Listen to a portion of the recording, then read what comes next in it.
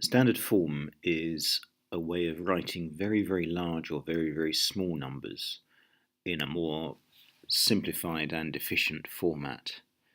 It's used, for example, if we were talking about the charge on an electron, or the speed of light, or the mass of planet Earth.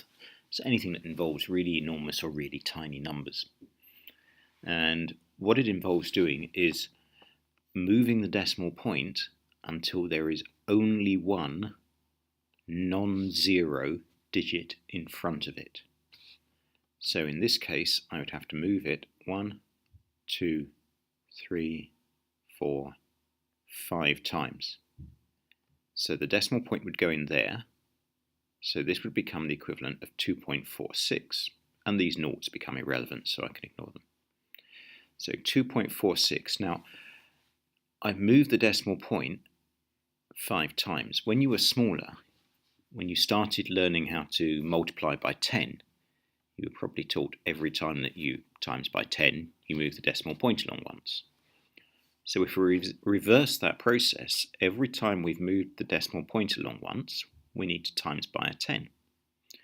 So this is the number 2.46 times 10 to the power 5. In other words, if I timesed it by 10 5 times, so if I moved the decimal point 5 times that way, it would take me back to this number here. If I'm dealing with a very small number, the process is exactly the same. I move the decimal point until there's one number which is not a 0 in front of it. So I'd move it in here, and that would make this part 2.3. Now, this time, I'm dividing by 10 every time I move the decimal point along, and the way that we signify that is we write it as 10 to the power of minus 5. So if you started off with a big number, you end up with a positive power of 10.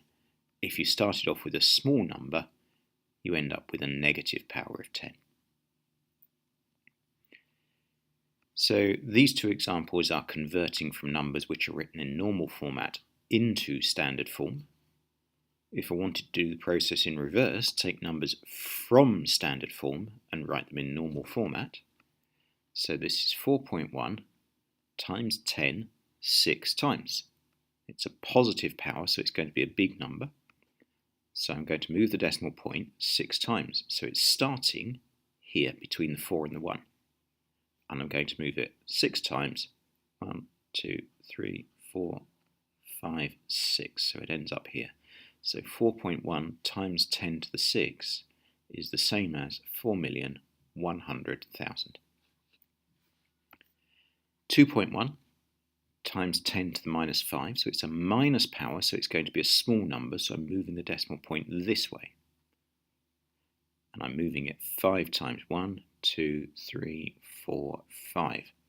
So the decimal point started here between the 2 and the 1, and I move it 1, 2, 3, 4, 5 times, filling in with zeros as I go. So this is the equivalent of 0.000021. So there are some examples in the table below. I suggest that you pause the video now, try the examples, do them in pencil if you're not confident, and then come back and check your answers.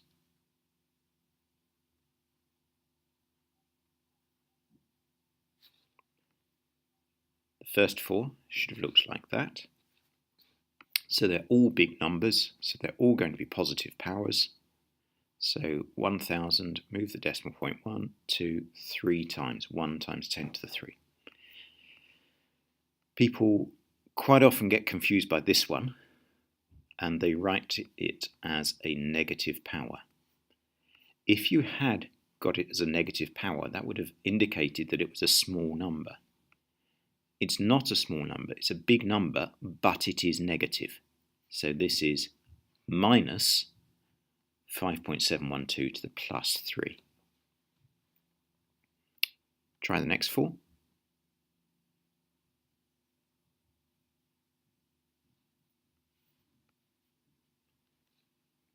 Okay, same thing going on here.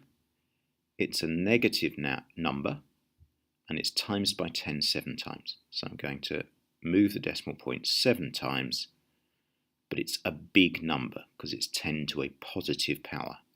So I'm moving the decimal point this way, not that way. Pause again, try the next 4.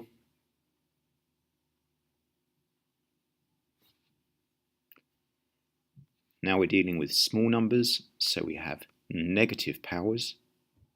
And in this last example, it's a number which is both small, so a negative power, and negative, so a minus in front.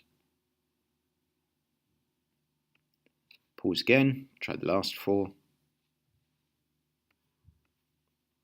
And, I can't scroll up far enough. Your answers should have been 0.001, 0.00007, 0.0000713, and minus 0.0000689.